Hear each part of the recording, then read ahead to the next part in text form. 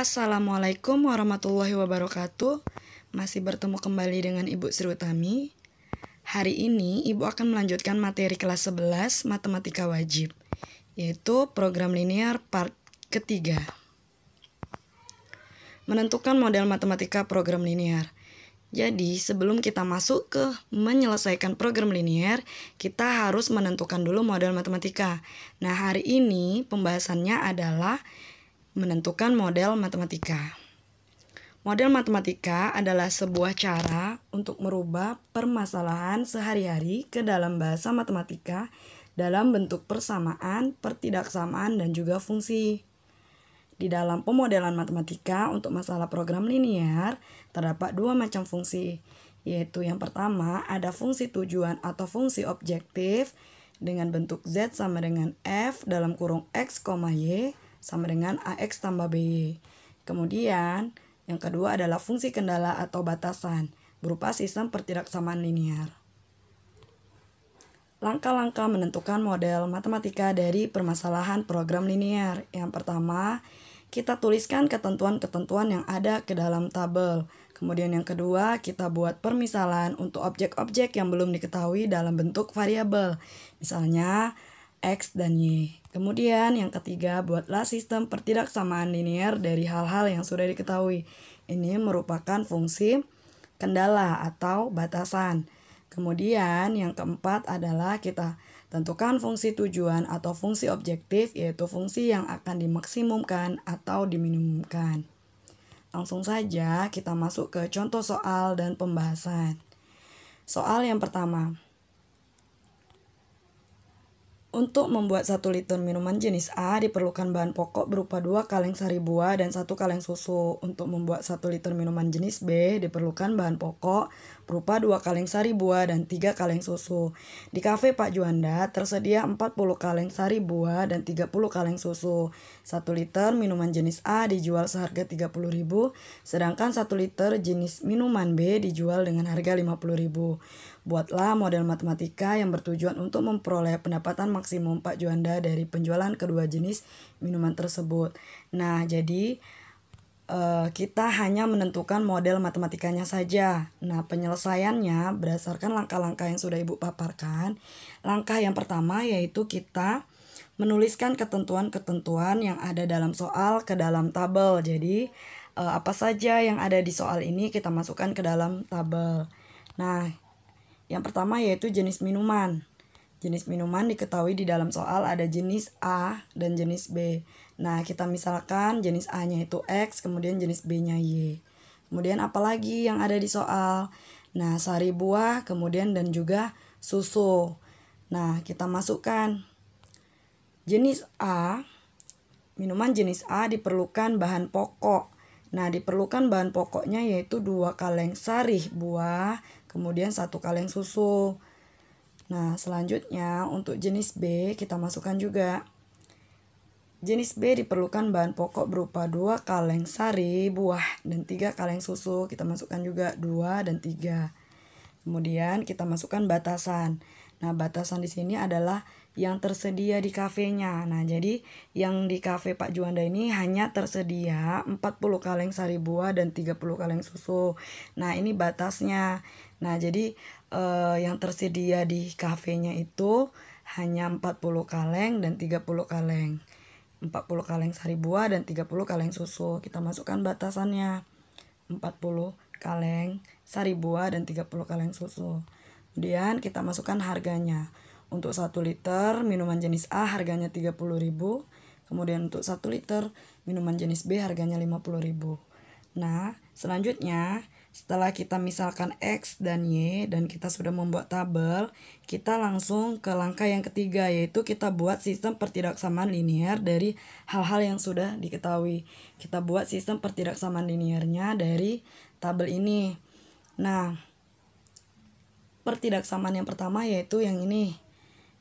Nah, di sini 2 kali X, 2X, kemudian 2 dikali Y, 2Y. Lebih kecil sama dengan 40. Nah, kenapa di sini tandanya lebih kecil sama dengan? Karena di soal itu di kafe Pak Juanda tersedia, artinya dia tidak lebih. Nah, jadi dia hanya tersedia 40 kaleng sari buah dan 30 kaleng susu. Nah, karena di sini jumlahnya hanya 40 dan 30, maka tandanya lebih kecil sama dengan.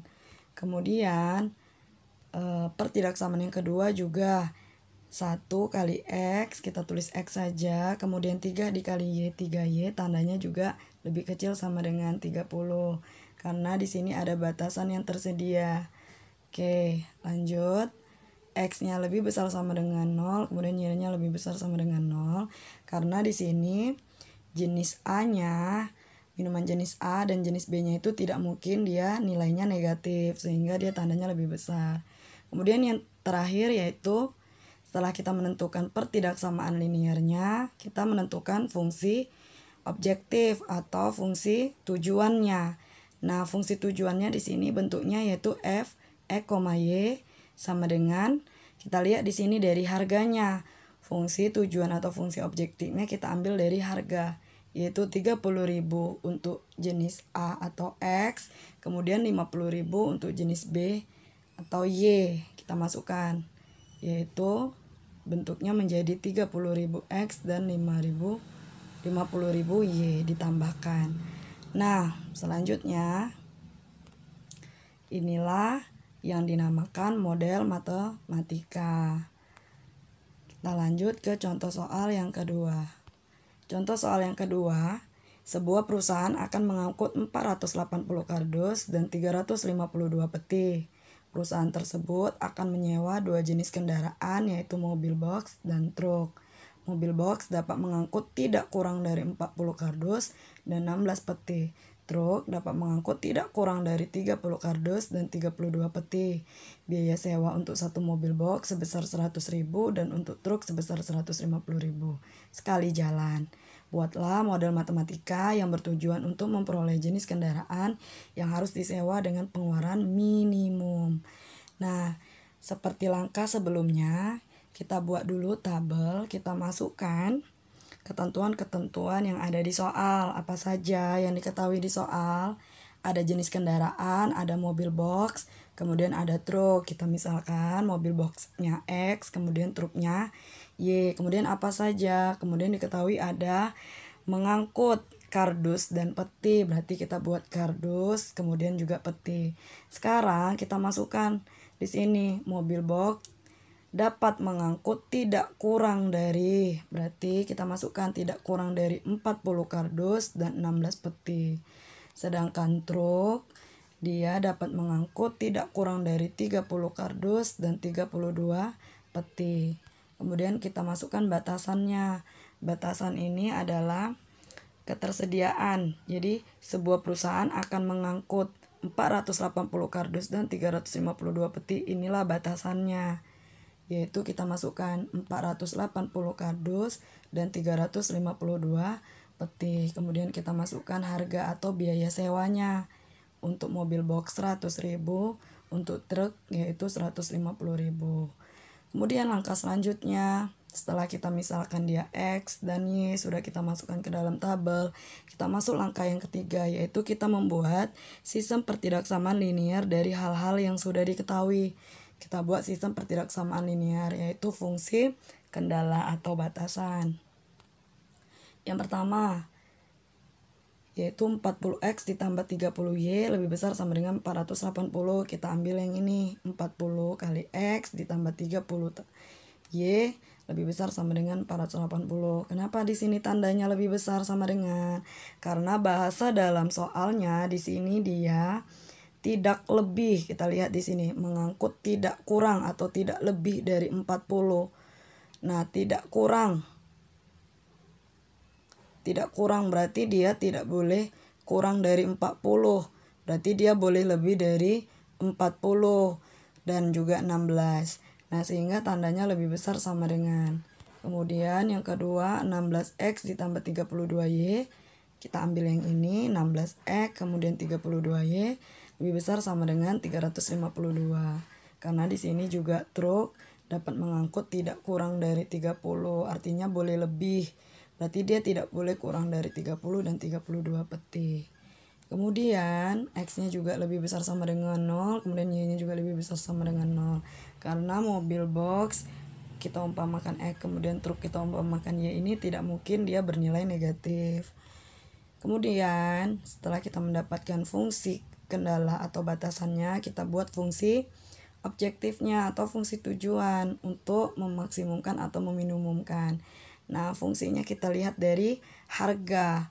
Di sini 100.000 X, kemudian 150.000 Y. Oke, didapatlah model matematikanya seperti ini. Nah, lanjut. Kita masuk ke contoh soal yang ketiga.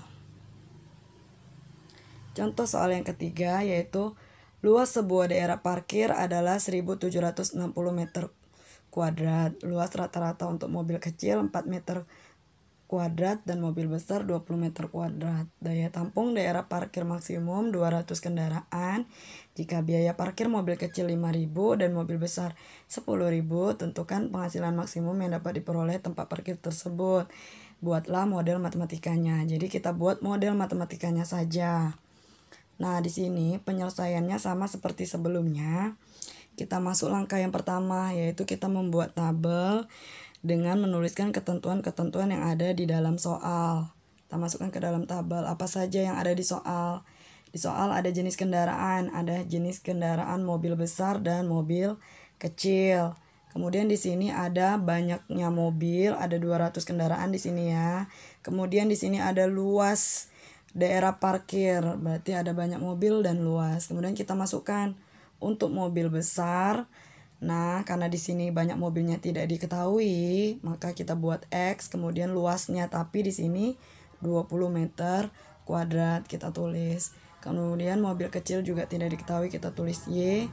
Kemudian luasnya yaitu 4 meter kubik kuadrat. Kemudian ketersediaannya di sini mobil, banyaknya mobil, ketersediaannya maksimumnya hanya 200 kendaraan.